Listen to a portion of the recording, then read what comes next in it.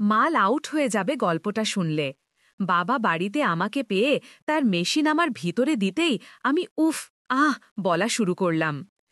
আমার স্ত্রী একটি অসুখের কারণে চলে গিয়েছিলেন, যার কারণে আমি প্রচণ্ড আঘাত পেয়েছিলাম। আমার একমাত্র মেয়ে ছিল, তার নাম ছিল সোনম। সোনম দেখতে খুব সুন্দর ছিল। যখন আমার স্ত্রী চলে গেলেন, তারপর আমি আমার মেয়ের দিকে ঠিকমতো নজর দিইনি, আর হঠাৎ করেই সে বিয়ের বয়সে পৌঁছে গেল, আমি টেরও পাইনি। আমার মেয়ে সাধারণ আর সহজ সরল ছিল। সে ঘরে সালোয়ার পরত আর বাইরে যাওয়ার সময় জিন্স আর টপ পরত। এখন আমি তার দেখভাল করা শুরু করেছিলাম, কারণ তরুণী মেয়েদের দিকে তরুণ ছেলেদের নজর সব সময়ই থাকে।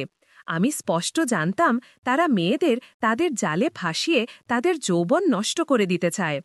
আমার মেয়ে এত বড় হয়ে গিয়েছিল, কিন্তু এখনও যদি তার কোনো কষ্ট হতো সে আমার গলা জড়িয়ে ধরে, আর যখনই কোনো ভালো কথা বলতে হতো সে লজ্জা না পড়ে আমার কোলে ছোট বাচ্চার মতো চলে আসত।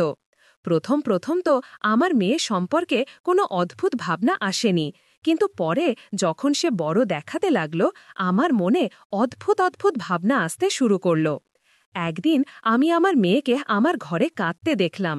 আমি তার কাছে গেলে সে তার চোখের জল মুছে ফেলল আর চুপচাপ সহজ সরল হয়ে গেল। আমি বললাম, মা, কি হয়েছে? কিন্তু সে বলল, কিছু না বাবা, আমি ঠিক আছি। আমি জানতাম, মা, তুমি কাঁদছিলে, আমার থেকে লুকিও না, আমি তোমার বাবা, তোমার থেকে কি লুকানো? এখন তো আমরা দুজনেই রয়ে গেছি যারা একে অপরের সহায়। আমার মেয়ে নিচু নজরে বলল, বাবা, এমন কিছু না, শুধু মায়ের স্মৃতি মনে পড়ে গিয়েছিল, তাই কেঁদে ফেললাম। মা, যা হওয়ার তা হয়ে গেছে, এটা সব ঈশ্বরের ইচ্ছা, আমরা এতে কিছুই করতে পারি না। আমারও তোমার মায়ের স্মৃতি খুব মনে পড়ে, কিন্তু কি করব? তখন আমার মেয়ে আমার গলা জড়িয়ে ধরে বলল, বাবা, মা ছাড়া আমার একদম ভালো লাগে না।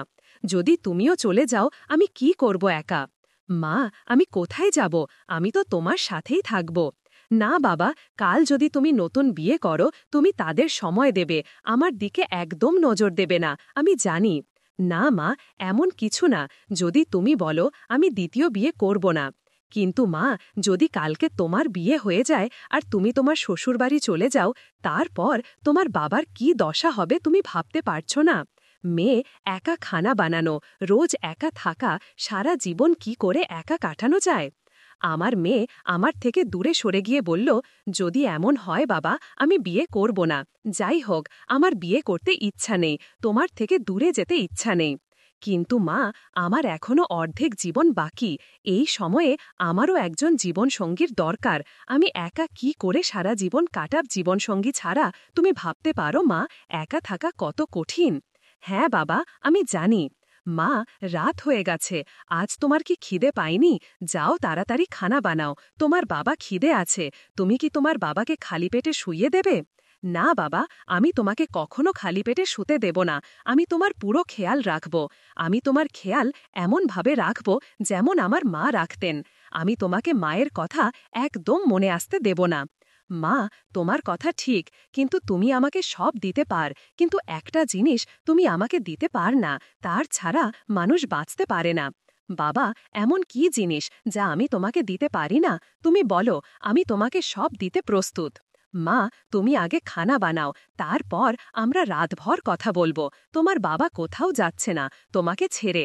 হ্যাঁ বাবা, আমি তাড়াতাড়ি খানা বানিয়ে দিচ্ছি, আমারও খিদে পেয়েছে কিছু। আমি নিজের ওপর একটু লজ্জা পাচ্ছিলাম, আমি আমার মেয়ের সাথে কি করতে চাইছি, কিন্তু যদি আমার মেয়েও রাজি হয় আমি কি করব? ছোটবেলা থেকে আমি তাকে অনেক আদর করে রেখেছি, কিন্তু আজ এমন কথা বললে সে হয়তো আমার ওপর থুথু ফেলবে।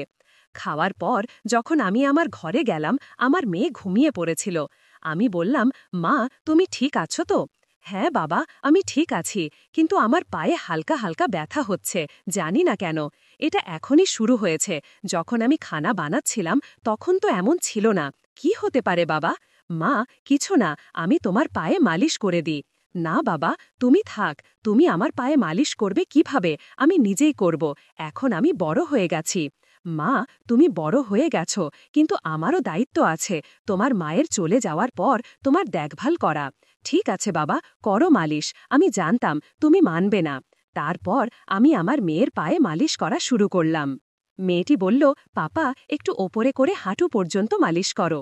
যখন আমি মালিশ করছিলাম সে দ্রুত শ্বাস নিতে শুরু করল। মেয়ে, কি হয়েছে? এত দ্রুত শ্বাস কেন নিচ্ছ? কিছু না পাপা, এমনি। আমার মেয়ে আমাকে লুকিয়ে রাখছিল, কিন্তু সে গরম হয়ে উঠছিল। আমি সব বুঝে ফেলেছিলাম। মেয়েটি বলল, পাপা এখন আমার মনে পড়েছে তুমি যে জিনিসের কথা বলছিলে যা আমি তোমাকে দিতে পারব না। পাপা বলো এখন। আমি সেই জিনিসের দিকে ইশারা করে বললাম, মেয়ে তুমি আমাকে দিতে পারবে না। পাপা আমি কিছু বুঝতে পারছি না, আরেকবার বলো। মেয়ে সেই জিনিস যা প্রত্যেক পুরুষ তার স্ত্রীর কাছ থেকে পায়, জীবনের পরম সুখ। পাপা তুমি কি এই কথা বলছ? সে ইশারা করে বলল। হ্যাঁ মেয়ে, আমি এই কথাই বলছি। কিন্তু পাপা আমরা তো বাবা মেয়ের সম্পর্কে বাঁধা। এমন অবস্থায় আমি তোমার সাথে এটা করতে পারব না।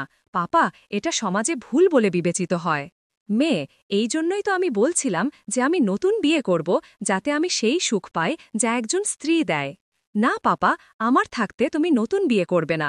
যদি এটাই কথা হয় তাহলে আমি তোমাকে দিতে প্রস্তুত আছি। মেয়ে কাউকে বলো না, না হলে আমাদের রহস্য ফাঁস হয়ে যাবে। পাপা আমি কাউকে বলবো না। আমি কি এটা করতে পারি? তুমি কি তোমার মেয়ের ওপর বিশ্বাস করছো না? মেয়ে এমন কথা নয়, ভুলে যদি কাউকে বলে ফেলো তাহলে আমার কি হবে?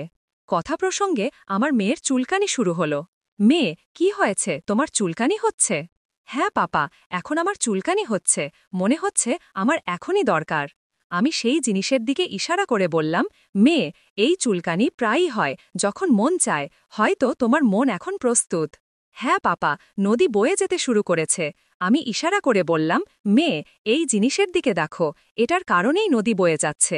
যদি এটা পেয়ে যাও তাহলে নদী শান্ত হয়ে যাবে। হ্যাঁ পাপা, এখন আমি আর থাকতে পারছি না, আমাকে দ্রুত দাও। পাপা প্রথমবার কিছু হয়ে যাবে না তো? আমি জানি মেয়ে, প্রথমবার কি হয়, তুমি টেনশন করো না, তোমার পাপা সব সামলাবে, তুমি শুধু পা ছড়িয়ে দাও। আমি আমার মেয়েকে আনন্দ দিতে বললাম, মেয়ে তোমার কেমন লাগছে?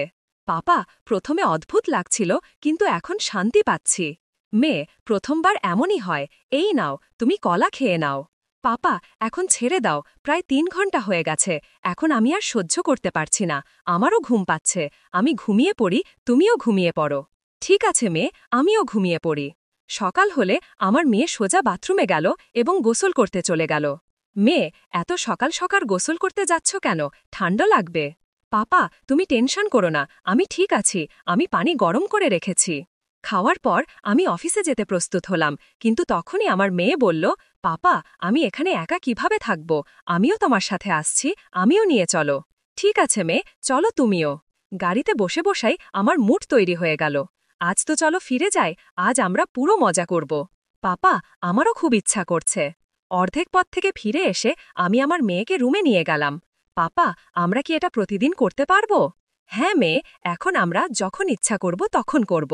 আমি আমার মেয়েকে রাতের চেয়েও বেশি আনন্দ দিতে লাগলাম। পাপা তুমি তো এই ট্রেনিংয়ে পাশ করে ফেলেছ, তুমি ক্লান্ত না হয়েই আমাকে ক্লান্ত করে দাও। সেই দিনের পর আমরা দুজন যখন ইচ্ছা করতাম তখনই কাজ করে নিতাম।